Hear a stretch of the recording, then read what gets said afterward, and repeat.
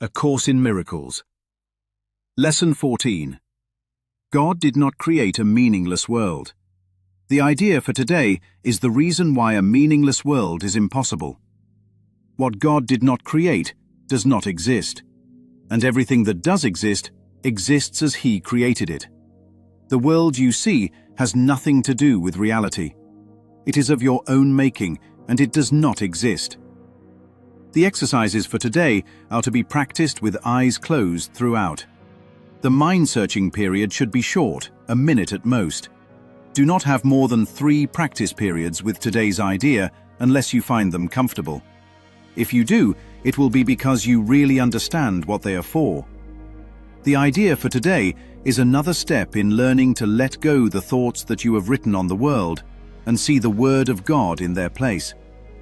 The early steps in this exchange, which can truly be called salvation, can be quite difficult and even quite painful. Some of them will lead you directly into fear. You will not be left there. You will go far beyond it. Our direction is toward perfect safety and perfect peace.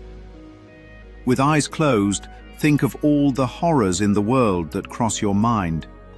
Name each one as it occurs to you, and then deny its reality. God did not create it, and so it is not real. Say, for example, God did not create that war, and so it is not real. God did not create that airplane crash, and so it is not real. God did not create that disaster, and so it is not real. Suitable subjects for the application of today's idea also include anything you are afraid might happen to you, or to anyone about whom you are concerned. In each case, name the disaster quite specifically. Do not use general terms. Do not say God did not create illness, but say God did not create cancer or heart attacks, or whatever may arouse fear in you. This is your personal repertory of horrors at which you are looking. These things are part of the world you see. Some of them are shared illusions, and others are part of your personal hell. It does not matter. What God did not create can only be in your own mind apart from His. Therefore, it has no meaning. In recognition of this fact, conclude the practice periods by repeating today's idea. God did not create a meaningless world. The idea for today can be applied to anything that disturbs you during the day, aside from the practice periods. Be very specific in applying it. Say, God did not create a meaningless world. He did not create the situation which is disturbing you, and so it is not real. Lesson 14. God did not create a meaningless world. Day 14 is a scalpel, not a slogan. It doesn't soothe the ego. It cuts straight through the ego's biggest hustle, pretending God authored the nightmare, so the nightmare must be sacred, justified, or for a reason. God did not create a meaningless world is not saying the world is meaningful in the ego's sense. It is saying meaning cannot be manufactured in separation. Meaning is not a sticker slapped onto chaos. Meaning is extension, not invention. So, if God did not create the world of war, loss, bodies, decay, accident, and attack, then the world being perceived is not reality. Not bad reality. Not fallen reality. Not painful but purposeful reality. Not reality at all. That is why the line feels like a dagger, because it removes the ego's favorite comfort, blaming God while secretly accusing God. It also removes the ego's favorite identity, the one who suffers meaningfully. The ego wants tragedy with credentials. It wants a certified stamp that says, "This happened for a divine reason." Day 14 says, "No." And that "no" is the beginning of relief. The mind hears it as threat before it hears it as mercy, because the ego hears safety as annihilation. The ego survives by convincing the mind that fear is protection. So the early steps are difficult and even quite painful, because the first thing threatened is not the body. The first thing threatened is the interpreter, the narrator, the meaning maker, the inner lawyer who argues the case for why this world is real and why its verdicts are final. Day 14 walks into that courtroom, lifts the gavel, and reveals it's made of smoke. The fear comes up because the old bargain gets exposed. The old bargain says, keep the horrors real and keep the self real. If the horrors are unreal, the ego worries the self might be unreal too. And that is exactly the doorway this lesson opens, not to nihilism, to release, to the possibility that what God did create has never been harmed. That is why the lesson asks for specificity. The ego hides in general terms the way a pickpocket hides in a crowd. Illness is a crowd. Violence is a crowd. Trauma can become a crowd. Crowds blur the scene. Specificity turns the light directly onto the spot where the mind made an idol and called it fact. Specificity is not morbid focus. Specificity is precision forgiveness. It is the difference between saying, "I'm afraid," and naming the exact image the mind is worshipping as a threat. Because the ego doesn't fear fear. The ego fears a particular altar being dismantled. So the practice goes straight to the personal altar pieces, the private slideshow of disaster. That's what repertory is doing here. A repertory is a stock collection ready to be performed, a set list, a rotating lineup. A theatre company keeps a repertory of plays it can stage on demand. The ego keeps a repertory of horrors it can stage on demand.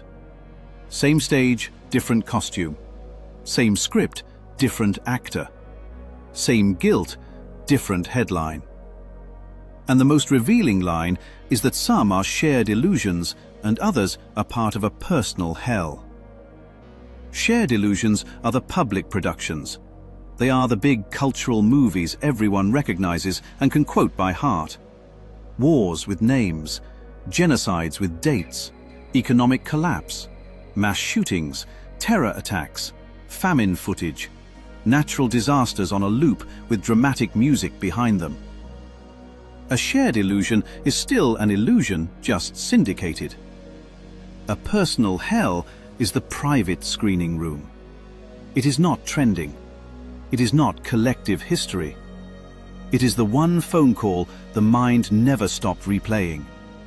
It is the diagnosis remembered like a brand on the chest. It is the betrayal that still feels warm, like it just happened. It is the accident image that flashes in the mind at night like a jump scare.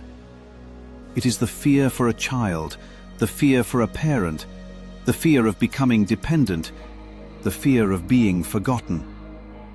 It is the particular grief the ego turned into an identity card. It is the single scene the ego returns to for proof that love is unsafe. Day 14 does not ask for denial as repression. It asks for denial as metaphysical correction. God did not create this is not a spiritual bypass. It is not saying the mind doesn't feel what it feels in the dream. It is saying the feeling is being generated by a mistaken premise about reality. A nightmare can feel convincing while it is happening. That does not make the nightmare true. The ego argues, but it happened. Day 14 replies, it appeared. The ego argues, but it hurt. Day 14 replies, the hurt came from belief, not from truth. The ego argues, but look at the evidence. Day 14 replies, evidence inside a dream is still dream evidence. This is why the direction is toward perfect safety and perfect peace. Because the goal is not to manage fear better. The goal is to outgrow the premise that fear is warranted. The lesson is not negotiating with the horror. It is removing the horror's citizenship papers. It is revoking the ego's claim that the world's worst images have ontological status. Here's a metaphor that nails the move. Imagine a counterfeit museum built overnight. Every painting is dramatic, every sculpture is agonizing, every exhibit is labeled reality. The curator is the ego. The lighting is fear. The audio guide is grievance. Visitors wander through and weep, and the curator whispers, "See? It matters because it hurts." Day 14 walks in like an appraiser from heaven and says, "None of this came from the source." The curator panics because the curator's power was never the art. The curator's power was the label. Meaning was the label. Authority was the label. And the minute the label falls off, the whole museum becomes cardboard. Another metaphor, a bad operating system update. The ego installs an update that changes how every file is interpreted. A neutral email becomes an attack. A silence becomes rejection. A delay becomes abandonment. A headline becomes prophecy. A body sensation becomes doom.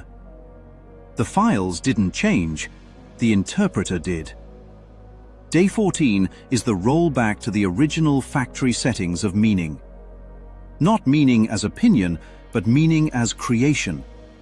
Not meaning as story, but meaning as truth. That's also why the lesson says 3 practice periods unless uncomfortable. Discomfort is not failure here. Discomfort is contact. It means the mind is touching the hinge of the door. It means the ego's meaning is being interrupted at the point of intake. And the ego hates being interrupted at intake because that is where it wins. Once the first interpretation locks in, everything downstream becomes labor. Defense becomes a lifestyle. Justification becomes a religion. Being right becomes a life raft made of lead. So day 14 targets the first interpretation and says, God did not create that. Not to minimize experience, but to remove false authorship. Because the ego's biggest con is signing God's name on the invoice. Here is your pain. Here is your loss. Here is your world. Signed, God. Day 14 says, forgery. And the moment forgery is recognized, guilt loses its legal standing. Because guilt needs a real crime in a real world to stay convincing. If God did not create the world of attack, then attack is not a fact of life. It is a thought system, a misinterpretation posing as physics. This is also why the lesson insists on naming the specific fear of what might happen. The ego lives in the future the way mold lives in damp walls. It feeds on what if. It feeds on rehearsals. It feeds on the repertory's next performance. Naming the feared event is like pulling the mold into sunlight. The goal is not bravery as a personality trait. The goal is clarity as a decision. Clarity says, what God did not create has no power over what God did create. And what God did create cannot be threatened. So the practice becomes a daily cut-through. God did not create that diagnosis, and so it is not real. God did not create that crash, and so it is not real. God did not create that assault, and so it is not real. God did not create that betrayal, and so it is not real.